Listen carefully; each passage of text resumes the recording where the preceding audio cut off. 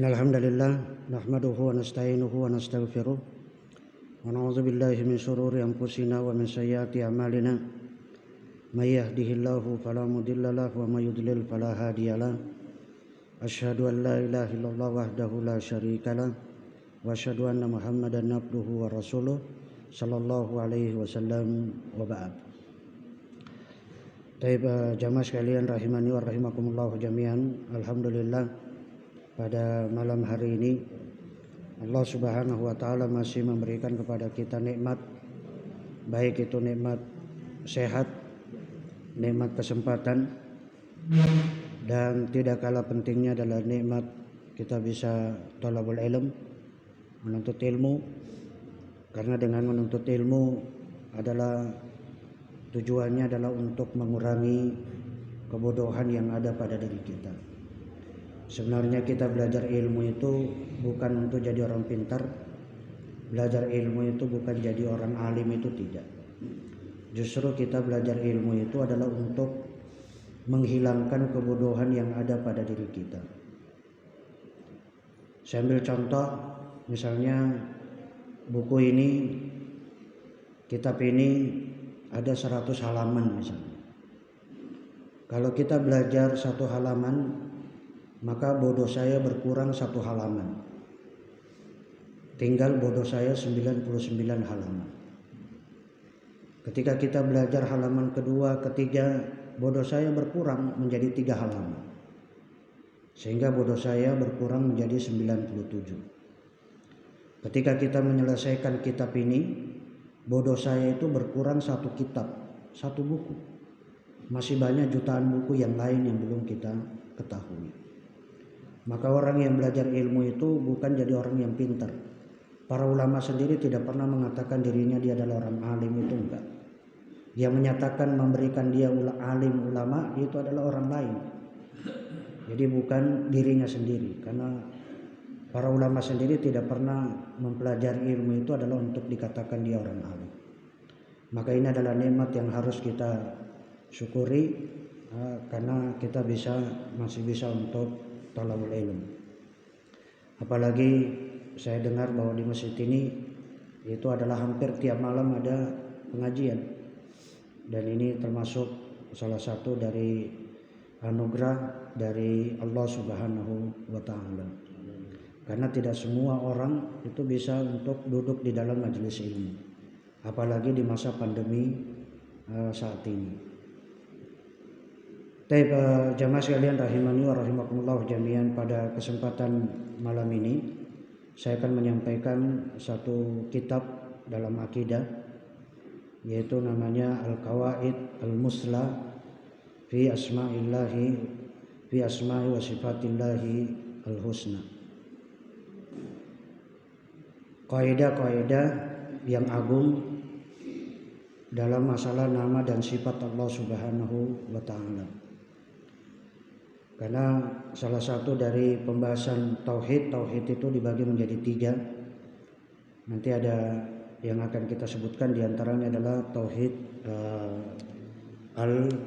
al-asma was sifat.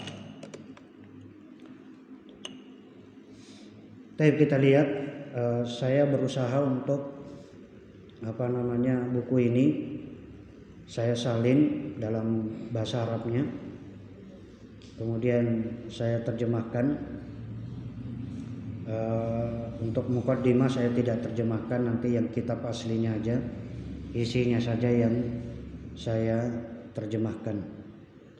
Dan ini menjadi kebiasaan saya dalam mengisi pengajian dimanapun. Saya berusaha untuk Arabnya kemudian Indonesianya. Kalau dulu, di zaman dulu kita belajar setiap jamaah itu pegang kitab, nanti ada guru yang membacakan, menerjemahkan dan mensyarah. Untuk saya pribadi, nanti saya berusaha untuk menyalin ulang Arabnya, kemudian nanti terjemahannya, sebagaimana nanti yang akan dilihat di layar. Kitab ini, muqaddimah, kitab ini ditulis oleh Syekh Muhammad bin Shalih Al-Utsaimin. Muqaddimah artinya muqaddimah dari Syekh. Bismillahirrahmanirrahim.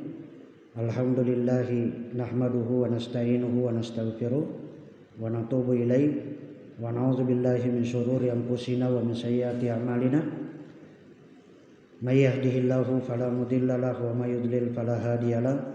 Wa asyhadu an la ilaha illallah wahdahu la syarikalah wa asyhadu anna Muhammadan abduhu wa rasuluh sallallahu wa ala alihi washabihi wa man tabi'ahum bi ihsanin wa sallama tasliman wa ba'd. Fa innal imana bi asma'illahi wa sifatihi, sesungguhnya beriman terhadap nama dan sifat-sifat Allah Subhanahu wa taala, ahadu arkanil iman, termasuk salah satu dari rukun iman yang 6. Kita katakan arkanul iman as-sitta, rukun iman itu ada 6. Yang pertama adalah imanu billah. Adapun beriman kepada Allah itu ada 4. Ada 4 cara kita beriman kepada Allah. Di antaranya nanti adalah tauhidul asma was sifat. Wahia, rukun iman kepada Allah ini ada 4. Yang pertama adalah al-imanu biwujudillah. Ini yang paling pokok dan paling penting ketika kita beriman kepada Allah, yaitu adalah kita harus mengimani bahwa Allah itu ada. Allah itu ada. Jadi jangan kita tidak boleh mengatakan Allah itu tidak ada. Itu iman pertama kita itu adalah bahwa Allah itu ada. Jadi al-imanu biwujudillah. Yang kedua, wal imanu bi rububiyyatihi, beriman terhadap rububiyahnya Allah Subhanahu wa taala. Nanti akan kita sebutkan bahwa tauhid rububiyah itu adalah ifradullah taala bi af'alihi. Tauhid rububiyah adalah kita mengesahkan Allah Subhanahu wa taala dalam seluruh perbuatan-perbuatan Allah. Apa saja perbuatan Allah itu wajib kita esahkan, wajib kita tunggalkan. Yaitu adalah misalnya Allah itu mencipta, maka kita harus menyatakan Allah lah satu-satunya yang menciptakan, yang mencipta. Demikian juga ketika kita mengatakan perbuatan Allah itu adalah memberi rezeki, maka kita harus meyakini, mengimani bahwa satu-satunya yang memberikan rezeki itu adalah Allah Subhanahu wa taala. Tidak ada satupun dari makhluk yang bisa mendatangkan rezeki. Tidak ada satupun dari makhluk yang bisa mendatangkan rezeki. Kalaupun kita mendapatkan rezeki dari manusia, itu lewat tangan manusia. Bukan dari Allah bukan dari manusia, tapi itu adalah dari Allah Subhanahu wa taala lewat tangan manusia. Ini yang harus ini adalah tauhid rububiyah. Mengimani Allah terhadap seluruh perbuatannya. Perbuatan Allah itu adalah misalnya menghidupkan dan mematikan. Maka kita harus meyakini bahwa satu-satunya zat yang menghidupkan dan mematikan itu adalah Allah Subhanahu wa taala. Tidak ada satupun dari makhluk yang bisa menghidupkan atau yang mematikan. Tidak ada. Kalaupun misalnya ada yang mengatakan saya bisa menghidupkan. Kepala penjara mengatakan saya bisa menghidupkan orang ini. Dia mengatakan saya bisa bebaskan dia dari penjara. Saya bebaskan dia dari penjara berarti saya menghidupkan dia. Tapi ketika kita tanya coba dia bisa mengatakan saya juga bisa mematikan. Artinya dia menghukum mati salah satu dari tahanan misalnya. Salah satu tahanan dia hukum mati, berarti dia mengatakan saya mematikan. Saya menghidupkan karena saya membebaskan dia dari penjara. Ini bisa, tapi kita ketika mengatakan bagaimana kalau Anda kalau Anda memang betul-betul Tuhan, coba terbitkan matahari dari sebelah timur, dari sebelah barat. Ini adalah sebagaimana yang dialog dialog yang terjadi di antara para nabi dengan Fir'aun. Dan rububiyah itu adalah dalam seluruh perbuatannya apa saja. Misalnya Allah Subhanahu wa taala yang berkuasa, maka kita mengatakan satu-satunya zat yang berkuasa itu adalah Allah Subhanahu wa taala. Ini makna tauhid rububiyah. Yang ketiga adalah wal imanu bi uluhiyatihi, beriman terhadap uluhiyahnya Allah Subhanahu wa taala. Apa maksud dari tauhid uluhiyah? Tauhid uluhiyah itu adalah ifradullah taala bi af'alil ibad. Mengesahkan Allah Subhanahu wa taala dalam seluruh perbuatan-perbuatan hamba. Perbuatan hamba itu apa? Perbuatan hamba itu adalah kita seperti yang kita kerjakan sholat misalnya. Sholat ini kan perbuatan hamba. Maka apa? Tauhid uluhiyah adalah bagaimana dia mengesahkan Allah dalam sholatnya. Bahwa dia menegakkan sholat, satu-satunya zat yang dia tujukan sholat itu hanya kepada Allah Subhanahu wa ta'ala. Tidak boleh dia berpaling sholat itu kepada makhluk. Nah, dia tidak boleh meniatkan sholat itu untuk pujian dari manusia atau sholat itu dikerjakan untuk makhluk. Makanya sujud kepada makhluk itu adalah haram dan itu adalah syirik. Misalnya sujud kepada batu, sujud kepada matahari, sujud kepada bulan, bintang dan sebagainya, ini adalah termasuk yang diharamkan. Kenapa? Karena sujud kepada makhluk itu adalah haram. Adapun tauhid uluhiyah adalah kita mengesahkan Allah dalam seluruh perbuatan hamba. Karena sujud itu adalah ibadah, maka sujud ini hanya kepada Allah Subhanahu wa taala. Demikian juga perbuatan hamba itu adalah puasa.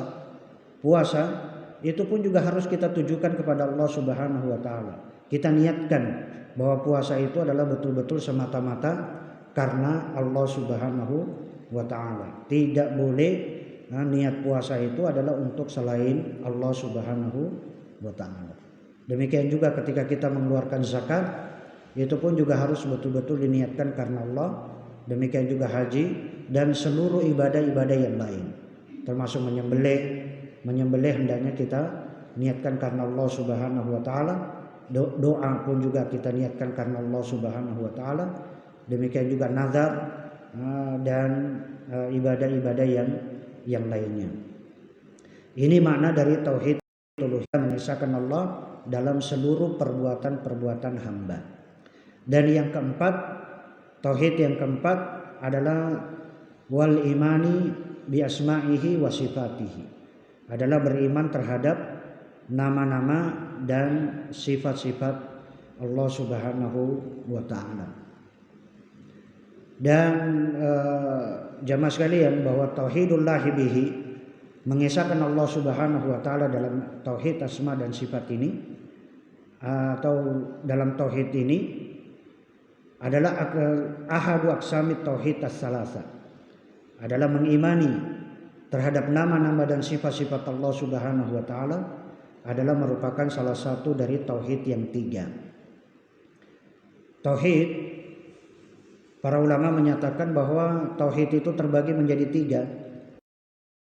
Tauhid rububiyah, tauhid uluhiyah, dan tauhidul asma wa sifat. Kalau ada dalil yang menunjukkan pembagian tauhid ini ada tiga, pembagian tauhid menjadi tiga itu memang tidak disebutkan di dalam Al-Quran. Tidak ada di dalam Al-Quran, tidak ada di dalam hadis. Nah, terus dalilnya mana bahwa tauhid ini terbagi menjadi tiga? Dalilnya adalah al-istiqra' wa tatabbu. Adalah berdasarkan penelitian dan pembahasan yang mendalam.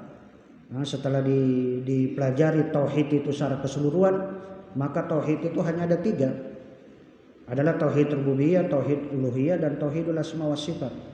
Ketika kita mempelajari Al-Quran, maka yang kita dapati tauhid itu cuma ada tiga. Tauhid itu ada tiga. Misalnya apa? Alhamdulillahi rabbil alamin. Alhamdulillahi rabbil alamin. Rabbil alamin itu adalah tauhid rububiyah. Kenapa? Karena yang mengatur alam semesta ini adalah Allah Subhanahu wa taala. Satu-satunya zat yang mengatur alam semesta itu adalah Allah. Itu adalah tauhid rububiyah. Ar-Rahmanir Rahim, bahwa Allah Maha Pengasih, Maha Penyayang. Itu pun juga adalah tauhid rububiyah.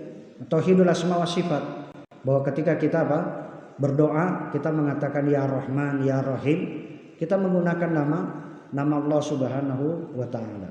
Demikian juga tauhid uluhiyah ketika kita mengatakan iyyaka na'budu wa iyyaka nasta'in. Hanya kepadamu ya Allah kami beribadah dan hanya kepadamu ya Allah kami meminta pertolongan. Karena adalah apa? Ketika kita beribadah maka kita hanya beribadah karena Allah Subhanahu wa taala. Tapi itu dalil. Sama dengan ketika kita bicara dalam hukum-hukum yang lain. Ketika misalnya belajar fikih, Anda mengatakan ahkam at-taklifiyah, hukum-hukum taklif itu ada 5. Ada wajib, ada haram, ada sunnah, ada makruh, ada mubah. Nah terus dalilnya mana? Ada nggak dalil dari Al-Quran bahwa hukum itu cuma ada 5? Ada wajib, ada haram? Tidak ada. Dalam Al-Quran tidak disebutkan. Ada nggak dalam hadis dari Nabi Shallallahu Alaihi Wasallam bahwa ahkam at-taklifiyah itu khamsah? Hukum-hukum taklif itu ada 5, yaitu wajib, haram, sunnah, makruh dan mubah. Tidak ada di dalam hadis dari Nabi SAW. Nah terus dalilnya mana? Adalah al-istiqra' wa tatabbu. Berdasarkan penelitian dan pembahasan yang mendalam, setelah diteliti di hukum-hukum dalam Al-Quran dan As-Sunnah, kita dapati hukum itu cuma ada 5. Tidak ada yang selain dari 5 ini. Dalam Al-Quran hukum itu ada, yang ada itu adalah wajib, yang ada itu adalah haram, yang ada itu adalah makruh, sunnah dan mubah. Selain dari 5 ini tidak ada hukum yang lain. Tidak ada hukum, itu berdasarkan penelitian dan pembahasan. Demikian juga ketika kita belajar bahasa Arab, bahwa kata di dalam bahasa Arab itu ada 3. Ada isim, ada fi'il, ada huruf. Ada nggak dalil dari Al-Quran bahwa pembagian kata itu ada 3? Tidak ada.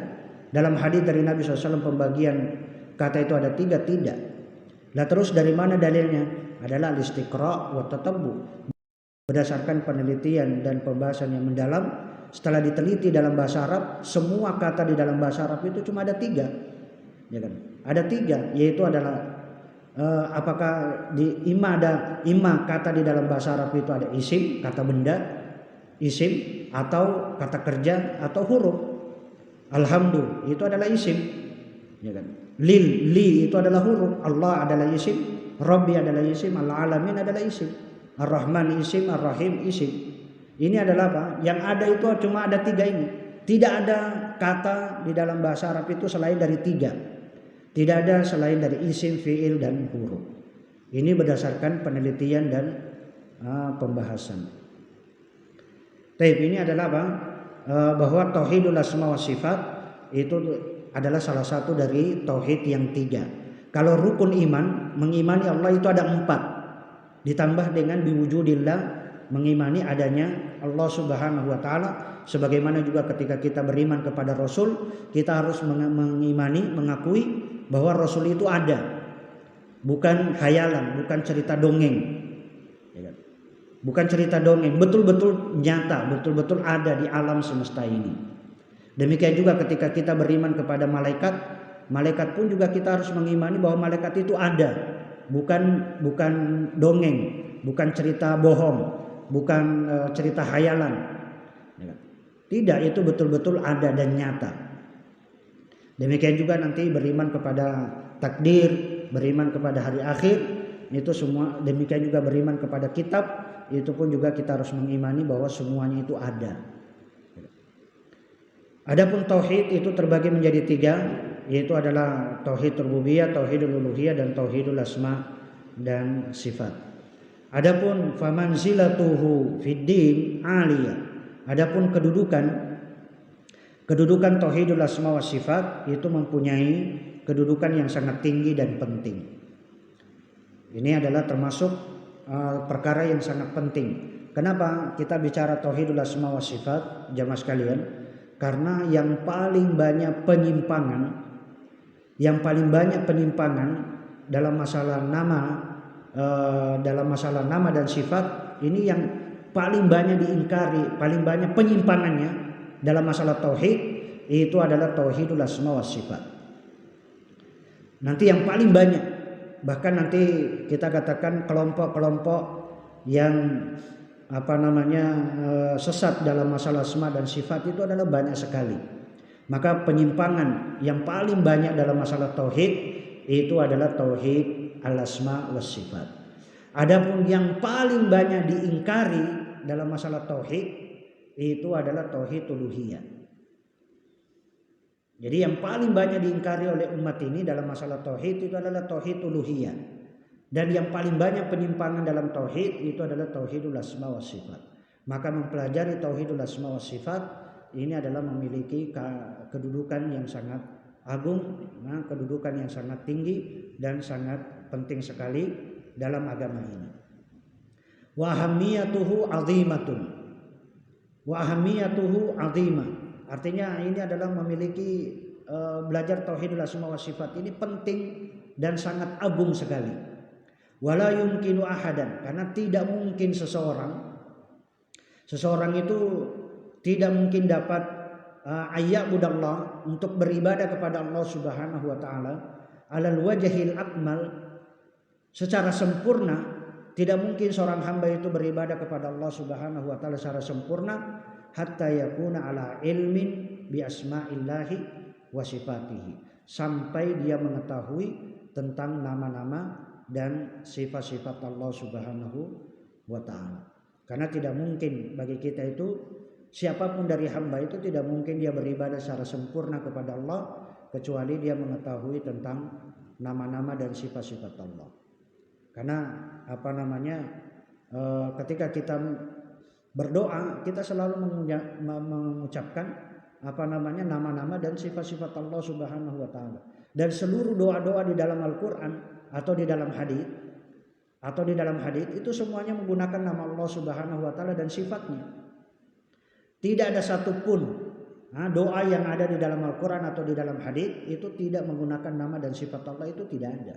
Semuanya memiliki nama dan menggunakan nama dan sifat Allah Subhanahu wa taala. Jadi kalau kita tidak mengetahui tentang kedudukan yang agung dari tauhidul asma wa sifat ini, maka tidak mungkin kita beribadah kepada Allah secara sempurna. Coba kita perhatikan ketika kita doa ruku, apa yang kita baca ketika doa ruku? Subhana rabbiyal azim. Subhana rabbiyal azim. Maka apa? Subhana rabbiyal azim itu adalah tauhid. Itu adalah tauhid. Kita bicara bahwa itu nama sifat Allah Subhanahu wa taala. Apa? Subhana rabbiyal azim. Ada nama Allah namanya Ar-Rabb. Ada namanya Allah di situ Al-Azim. Allah memiliki nama dan di situ tentunya ada nama dan ada sifat. Ketika kita juga berdoa ketika di sujud, Subhana rabbiyal a'la. Al-a'la itu juga nama Allah Subhanahu wa taala. Ini adalah, jadi semua doa di dalam Al-Qur'an ketika kita berdoa apa saja kita masuk, apa yang dibaca ketika kita masuk bismillah, Allahumma inni a'udzubika minal khubuthi wal khabath. Itu di situ apa? Kita mengucapkan Allahumma. Kita menggunakan nama Allah Subhanahu wa taala, ya Allah. Allahumma artinya ya Allah. Doa apa saja ketika kita keluar dari rumah, bismillahi tawakkaltu 'alallahi la haula wala quwata illa billah. Kita menggunakan nama Allah. Maka orang yang mengetahui nama dan sifat Allah, maka dia akan beribadah kepada Allah secara sempurna. Karena tidak mungkin kita mengganti nama Allah itu dengan nama yang lain. Tidak mungkin, ya kan? Sebagaimana manusia nanti akan kita bicara di nama-nama. Karena tidak mungkin kita mengganti nama Allah itu dengan nama makhluk. Kalau manusia saja, makhluk, nama makhluk saja, nama manusia saja diganti, itu tidak ridho, tidak rela. Bahkan dia tidak suka kalau namanya itu diganti. Nama saya kalau bukan nama saya yang dipanggil, saya tidak akan berpaling. Kenapa? Karena bukan nama saya yang dipanggil. Itu makhluk. Bagaimana dengan Allah Subhanahu wa taala? Ketika kita meminta kepada Allah, misalnya Anda berdoa mengatakan Allahumma, kita mengatakan ya Allah, maka Allah itu langsung berpaling, langsung dia peduli. Kenapa? Karena dipanggil namanya. Tapi ketika Allah itu dipanggil dengan nama yang lain, misalnya kita mengatakan ya Gusti. Kita mengatakan ya Gusti. Gusti, Allah tidak punya nama Gusti. Maka kalau kita mengatakan Gusti itu nama dari Allah, maka itu bukan nama dari Allah. Allah tidak punya nama Gusti. Maka Allah tidak akan berpaling. Allah tidak akan, kenapa? Bukan nama saya yang dipanggil. Yang dipanggil Gusti, bukan saya. Itu adalah atau bisa mengatakan wahai zat Sang Hyang Seri misalnya, ya kan? Atau Dewi Sri atau nama yang lain, itu tidak mungkin Allah itu berpaling. Allah tidak mungkin akan peduli dengan panggilan itu. Kenapa? Karena bukan nama dia yang dipanggil. Itu adalah apa? Kalau makhluk saja tidak akan peduli kalau bukan namanya yang dipanggil, apalagi Allah Subhanahu wa taala. Di sini dikatakan hatta yakuna ala ilmin bi asma'illahi wa sifati liya'budahu ala basira, supaya kita beribadah kepada Allah Subhanahu wa taala dengan basira. Basira itu adalah al-ilmu wal amal. Kita beribadah kepada Allah dengan ilmu dan amal. Ya. Semuanya harus dengan ilmu. Jamaah sekalian, ketika kita belajar apapun, sebenarnya ini adalah kewajiban bagi kita. Setiap muslim itu punya kewajiban. Kewajiban adalah untuk beribadah kepada Allah Subhanahu wa taala dengan ilmu.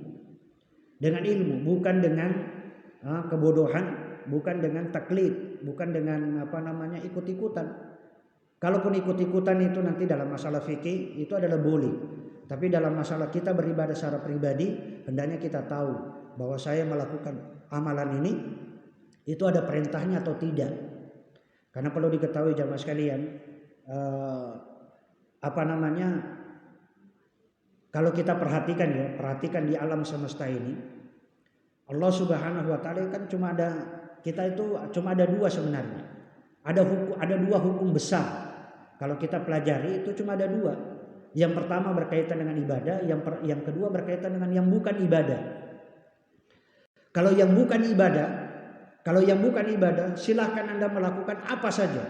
Hukum asalnya itu adalah mubah. Hukum asalnya itu adalah boleh. Ya kan? Hukum asalnya adalah boleh. Itu tidak ada yang sampai datang dalil yang menyatakan haramnya. Contoh misalnya, Anda menggunakan fasilitas proyektor misalnya. Kita katakan proyektor. Ini hukum aslinya adalah apa? Mubah, boleh. Ada nggak dalil dari Al-Quran atau Sunnah yang melarang? Tidak ada. Kalau tidak ada, kembalikan ke hukum aslinya. Itu kalau digunakan. Anda menggunakan mic. Mic ini hukum aslinya adalah apa? Boleh. Hukum aslinya itu adalah boleh. Ada nggak dalil yang melarang kita menggunakan mic? Tidak ada. Kalau tidak ada, ya kembali ke hukum aslinya. Anda menggunakan laptop ini hukum aslinya apa? Boleh.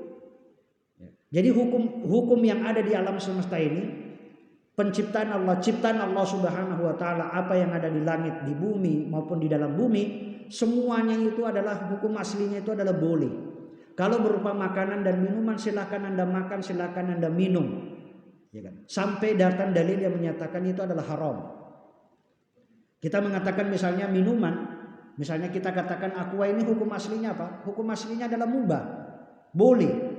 Ya kan? Ada nggak dalil dari Al-Quran yang menyatakan haramnya? Tidak ada. Selama tidak ada dalil yang menyatakan haramnya, maka kembalikan ke aslinya bahwa ini adalah halal, boleh. Tidak ada. Anda menggunakan apa saja, ini termasuk bendera hukum aslinya apa? Boleh. Ya kan? Ada nggak dalil yang melarang? Tidak ada. Selama tidak ada dalil yang menyatakan haramnya, maka silahkan Anda pakai. Tisu Anda gunakan, hukum aslinya apa? Boleh. Hand sanitizer, hukum aslinya apa? Boleh. Meja.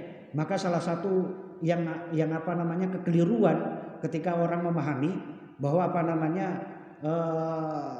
selalu dihukumi ini kan perkara baru. Setiap perkara baru itu mesti bid'ah. Mic ini perkara baru, berarti mic ini adalah bid'ah. Laptop ini perkara baru, bahwa ini adalah bid'ah. Tidak. Kenapa? Karena ini aslinya, hukum aslinya segala sesuatu yang Allah ciptakan itu aslinya itu adalah boleh. Ya kan? Bid'ah itu terjadi dalam perkara ibadah, bukan perkara dunia. Kecuali kalau kita mengatakan bahwa saya sempurna ceramah saya kalau saya menggunakan laptop, menggunakan proyektor, itu nggak boleh. Kenapa? Karena dia mengatakan apa? Karena ya kita katakan Nabi SAW tidak pernah menggunakan proyektor dalam ceramahnya. Ya kan? Artinya jangan sampai kita mengatakan bahwa proyektor itu lebih sempurna. Ceramahnya kalau menggunakan proyektor, ini adalah haram, nggak boleh. Kenapa? Karena menyatakan itu lebih baik, menggunakan proyektor lebih baik daripada ceramah dengan metode sorogan misalnya. Ya kan? Kalau kita mengatakan proyektor itu adalah lebih bagus, maka pondok-pondok pesantren se-Indonesia, sedunia itu adalah apa? Itu semuanya adalah kolot, ya kan? Karena semuanya menggunakan sistem sorogan. Kiai baca kitab, murid mendengarkan. Ini apa namanya? Jadi jangan kita mengkaitkan masalah-masalah dunia ini dengan masalah ibadah. Tapi kalau kita tapi hukum aslinya semuanya adalah boleh. Ya kan? Kipas angin hukum aslinya adalah boleh. Silahkan Anda pakai. Ada nggak dalil yang melarang menggunakan kipas angin? Nggak ada. Ya kembalikan ke hukum aslinya. Anda apa namanya? Ya kita katakan fasilitas apa aja lah yang ada di alam semesta ini. Makanan pun juga demikian. Anda ketemu makanan apa? Makanan apa saja yang Anda temukan, maka kita katakan hukum aslinya adalah boleh. Ya kan? Apa hukum aslinya makan ayam? Hukum aslinya adalah daging ayam adalah halal. Selama tidak ada dalil yang menyatakan haramnya. Ada nggak dalil dari Al-Quran atau Sunnah menyatakan haramnya makan ayam? Tidak ada. Maka kembalikan ke aslinya bahwa itu adalah halal. Dan perkara dunia itu tidak perlu satu kesalahan yang terjadi. Ini jamaah sekalian, satu kesalahan yang terjadi itu adalah apa? Kalau kita menyatakan dalam urusan dunia itu mana dalil yang melarang, itu keliru besar itu. Pertanyaan yang harus dibuang, pertanyaan yang harus dijauhkan dalam masalah dunia itu adalah mana dalil yang melarang. Itu adalah perkara yang harus dibuang. Ya kan? Seperti misalnya saya minum ini itu adalah saya minum aja. Kenapa? Karena saya punya keyakinan bahwa ini adalah halal. Ya kan? Tidak perlu Anda tanya ini mana dalil yang atau mana dalil yang menghalalkan, itu tidak perlu. Ini pertanyaan keliru. Afwan, pertanyaan itu tidak boleh kita tanya mana dalil yang menghalalkan, itu enggak perlu. Ya kan? Mana dalil yang membolehkan kita minum aqua, itu enggak perlu kita tanya. Kenapa? Kalau kita tanya tidak akan habis pertanyaan itu tidak akan pernah putus, ya kan? Artinya nanti coba kita lihat kipas angin hukum, kalau kita tanya mana dalil yang menghalalkan, membolehkan. Jam dinding mana dalil yang membolehkan, ya kan? Kemudian misalnya laptop mana dalil yang membolehkan, itu kan pertanyaan tidak perlu. Ya. Jadi kita langsung mengatakan aslinya itu adalah boleh, halal. Silahkan Anda gunakan apa saja. Anda masuk warung makan tidak usah ragu-ragu. Warung makan apa saja Anda masuk itu tidak perlu Anda ada keraguan. Yang ada di dalamnya tempe hukum aslinya halal, ya kan? Tahu halal, balado tahu apa namanya sambal balado halal, ya kan? Terong halal, ya kan? Kangkung, bayam semuanya itu adalah halal, sudah nggak usah tanya. Ada nggak dalil yang menghalalkan makan bayam? Tidak perlu, ya kan? Itu pertanyaan yang harus dibuang. Ya. Anda misalnya roti yang dapat Pizza Hut, hukum aslinya apa? Boleh, silahkan Anda makan. Selama tidak ada dalil yang menyatakan, tidak ada dalil dari Al-Quran dan As-Sunnah yang menyatakan melarang kita makan Pizza Hut, itu nggak ada. Tidak ada dalil dari Al-Quran dan As-Sunnah yang menyatakan kita apa? Mengharamkan makan Dunkin Donat, itu nggak ada. Ya kan? Roti gembul, roti gembong, ya kan? Iya kan ada kan? Sekarang lagi viral roti gembul apa namanya? Roti gembong, ya kan? Apa namanya? Ini juga kita katakan aslinya adalah boleh. Nasi dari berbagai macam nasi juga silahkan Anda makan. Tapi ini itu dalam masalah muamalah, dalam masalah dunia. Berbeda dengan masalah ibadah. Kalau masalah ibadah itu hukum aslinya itu adalah haram. Saya ulangi, hukum asal masalah ibadah itu adalah haram sampai datang dalil yang memerintahkan. Sampai datang dalil yang mensyariatkan. Hukum asalnya semua ibadah itu adalah haram. Apa saja ibadah itu adalah haram. Hukum aslinya sampai datang dalil yang memerintahkan kepada kita. Kita sholat itu hukum aslinya apa? Haram. Ada nggak dalil yang memerintahkan kita sholat? Ada, dari Al-Quran banyak, dari hadits banyak, ya kan? Berarti apa? Kita mengerjakan sholat itu karena ada perintah. Kita mengerjakan sholat itu karena memang ada dalil, ada syariatnya. Itu masalah ibadah. Hukum puasa itu adalah apa? Puasa Ramadan hukum aslinya adalah haram. Ada nggak dalil yang memerintahkan kita puasa Ramadan? Ada. Dari Al-Quran, dari As-Sunnah, Ijma' ada. Berarti menunjukkan apa? Berarti kita mengerjakan puasa Ramadan karena ada dalil. Bahkan lebih rinci lagi, sholat. Coba kita katakan sholat. Sholat itu hukum aslinya adalah haram. Ada nggak dalil yang memerintahkan? Ada. Kemudian sholat 5 waktu, spesifik lagi. 5 waktu hukum aslinya apa? Haram. Ada nggak dalil yang memerintahkan kita sholat 5 waktu? Ada, ya kan? Ada dalil dari apa namanya? Dari as-sunnah, dari Al-Quran, dari as-sunnah. Dari Al-Quran juga menyebutkan inna sholata kanat 'alal mu'minina kitaban mawquta. Ya kan? Aqimis sholata liduluki syamsi ila ghasaqil laili wa Qur'an al-fajri inna Qur'an al-fajri kana mashhuda. Itu kan perintah sholat 5 waktu dari Al-Quran. Kemudian dari hadis itu juga ada. Kemudian secara khusus lagi sholat 5 waktu duhur kita mengerjakan atau maghrib. Sholat maghrib itu hukum aslinya apa? Haram. Ada nggak dalil yang memerintahkan? Ada. Kita mengerjakan sholat maghrib. Lebih khusus lagi sholat maghrib 3 rakaat. 3 rakaat hukum aslinya apa? Haram. Ada nggak dalil yang memerintahkan kita sholat maghrib 3 rakaat? Ya kan? Ada bahwa sholat maghrib itu 3 rakaat. Demikian juga zakat, demikian juga haji. Kita mengatakan haji, hukum aslinya haji itu adalah apa? Haram. Ada nggak dalil yang memerintahkan kita haji? Ada, dari Al-Quran maupun dari Sunnah. Maka kita mengerjakan. Lebih khusus lagi, haji ke Baitullahil Haram. Haji itu ke Baitullah, ya kan? Itu adalah apa? Kita katakan haji ke Baitullahil Haram di Makkah Al-Mukarramah. Itu kan apa? Hukum aslinya adalah haram. Ada nggak dalil yang memerintahkan? Ada. Maka kita mengerjakan ibadah haji itu adalah di Baitullahil Haram. Ya kan? Tawaf itu adalah di Ka'bah. Kalau ada yang tawaf di Merapi, maka tidak sah. Ya kan? Coba kalau kita mengatakan gini, tawaf di Merapi. Tawaf di Merapi itu hukum aslinya apa? Kalau ibadah ya, hukum aslinya ibadah tawaf di Merapi adalah apa? Haram. Ada nggak dalil yang memerintahkan kita tawaf di Merapi? Tidak ada. Kalau tidak ada, kembalikan ke hukum aslinya, tawaf di Merapi itu adalah haram. Itu adalah apa namanya? Itu hukum aslinya dalam masalah ibadah apapun ibadah. Misalnya kita mengatakan sholat duhur 4 rakaat. Kita katakan sholat duhur 5 rakaat. Hukum aslinya apa? Haram. Ada nggak dalil yang memerintahkan sholat duhur 5 rakaat? Tidak ada. Kalau tidak ada berarti kembali ke hukum aslinya adalah apa? Haram. Berarti sholat duhur 5 rakaat itu adalah haram. Itu kan hukum. Dan kalau ada yang bertanya, ini satu yang pertanyaan yang harus dibuang dalam masalah ibadah itu. Ini pertanyaan yang harus dijauhkan dalam masalah ibadah. Mana dalil yang melarang? Saya ulangi, pertanyaan yang harus dibuang. Mana dalil yang melarang?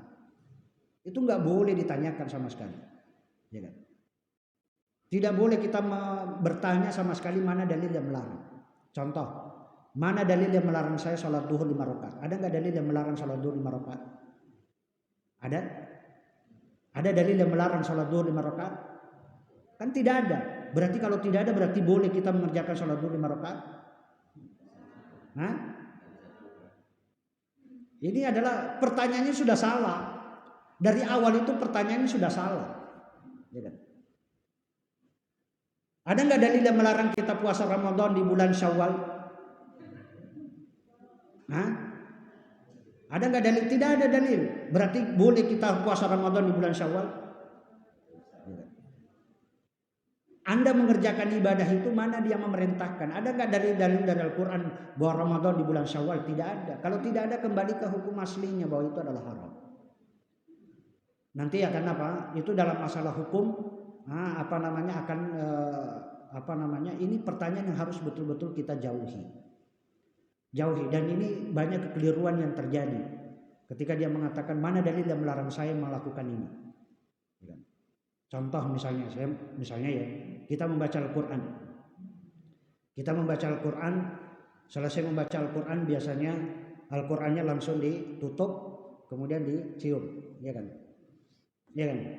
Saya tanya, itu ibadah atau bukan ibadah?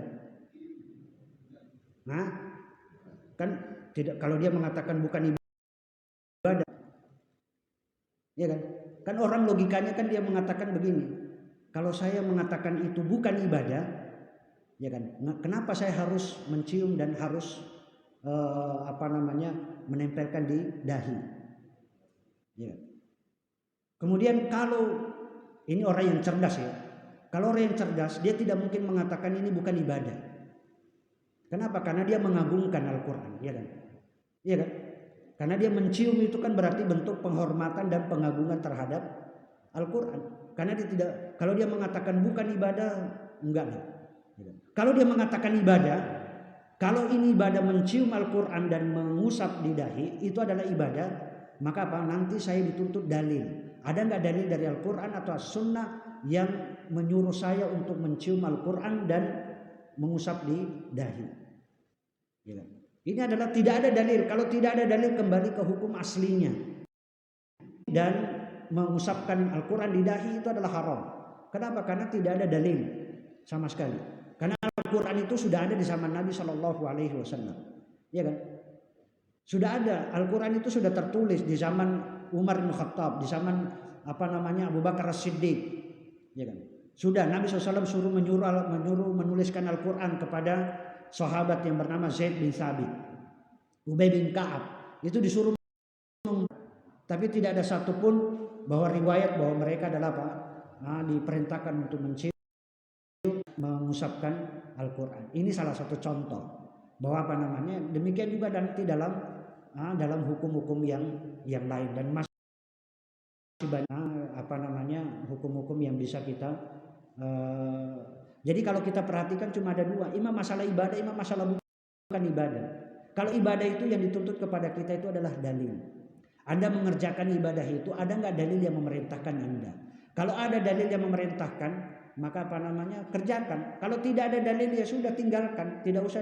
Anda tidak usah membuang-buang waktu, membuang tenaga, membuang biaya untuk melakukan sebuah ibadah yang itu tidak ada tuntunannya, yang tidak ada contohnya, yang tidak ada syariatnya, tidak ada.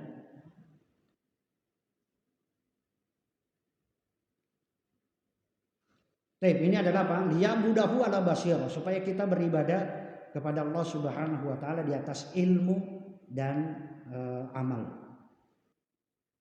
Mohon maaf, sampai jam berapa? Sampai isya. Sampai azan. Enggak ada tanya jawab. Tanya jawab kapan?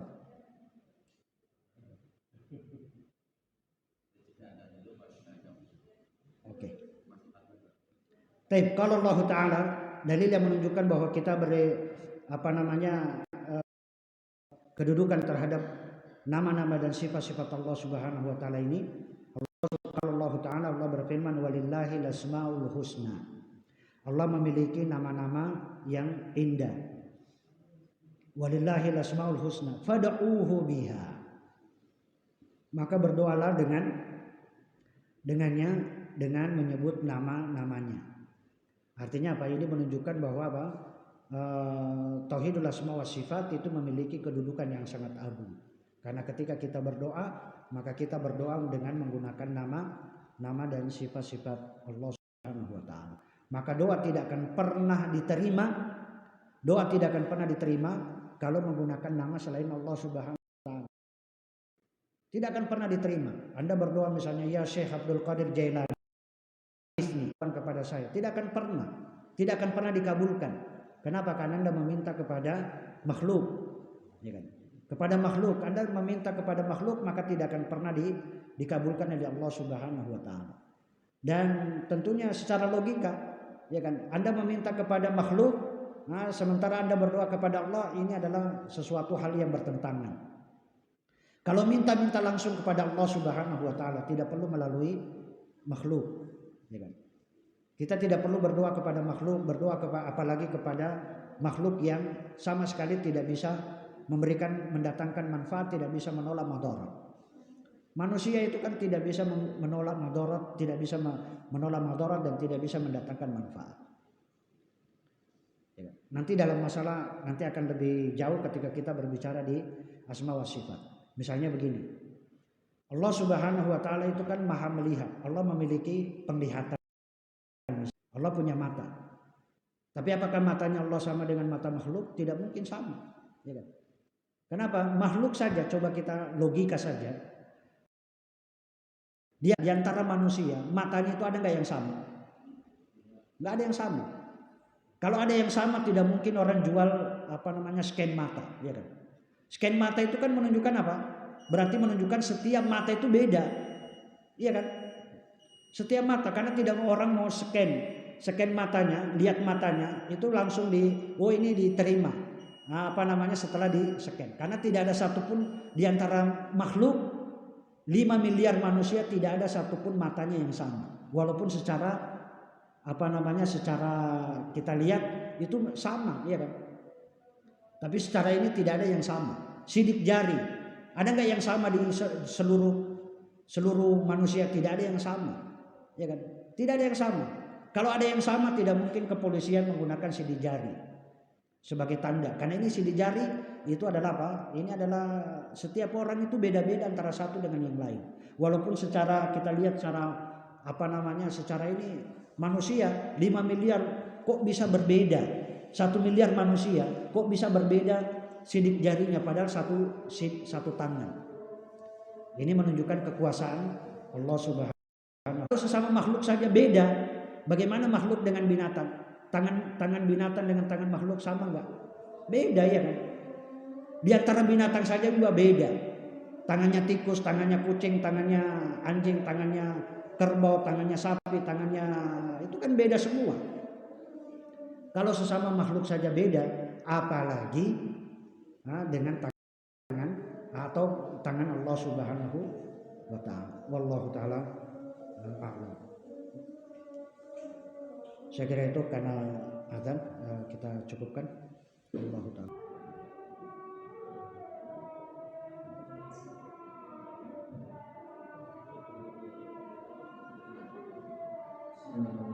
Mungkin ada pertanyaan dari para jemaah sekalian.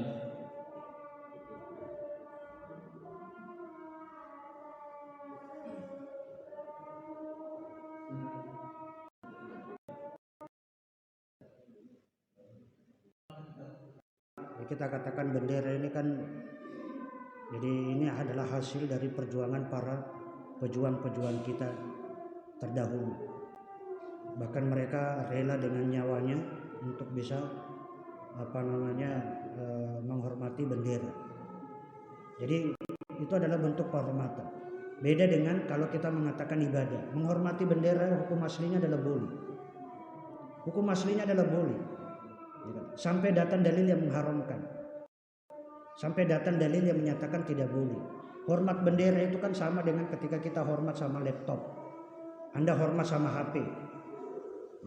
Anda hormat sama orang tua. Hormat sama orang tua, hukum aslinya, iya kan? Hormat sama manusia, hormat sama binatang. Anda hukum aslinya itu semuanya adalah boleh. Sampai datang dalil yang menyatakan tidak bolehnya. Tidak bolehnya adalah apa? Ketika Anda beribadah dengan bendera ini. Adalah apa? Anda mau beribadah, Anda mau sholat, Anda menggunakan bendera di depan, itu nggak boleh. Atau Anda ingin menggunakan bendera itu sebagai bahwa bendera itu adalah yang bisa mengusir setan, itu juga adalah nggak boleh.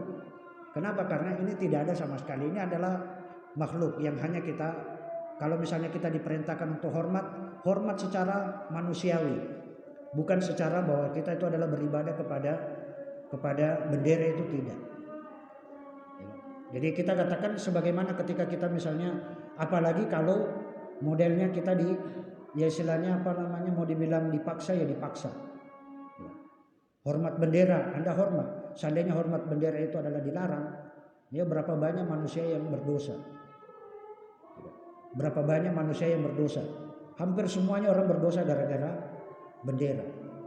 Dan tidak ada satupun dari mereka yang dari manusia mengatakan bahwa kita menghormati bendera itu adalah untuk ibadah. Itu enggak ada.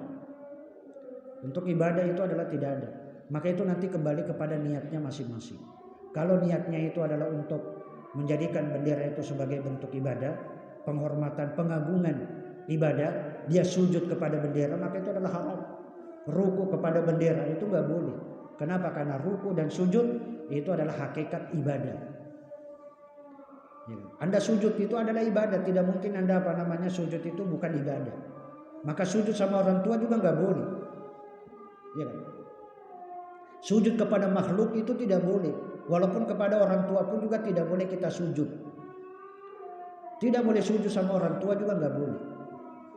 Ya. Tapi kalau mencium kaki, ya kan? Mencium kaki orang tua boleh apa tidak boleh? Ya kan? Mencium kaki beda dengan sujud ya. Kalau sujud itu di hadapan orang tua. Tapi kalau mencium kaki walaupun kita menunduk, ya kan? Misalnya orang tua lagi tidur, kita cium kakinya orang tua, cium tangannya, itu kan termasuk apa? Mencium keningnya, itu kan kita ruku ya kan? Ketika pengen mencium orang tua lagi duduk, kita cium keningnya, kita cium tangannya. Apakah itu termasuk ibadah? Bukan. Ya memang itu disyariatkan mencium tangan. Ya. Tapi kalau sujud di hadapan orang tua, maka itu adalah haram. Sama dengan bendera. Wallahu ta'ala. Dan kami selaku perwakilan dari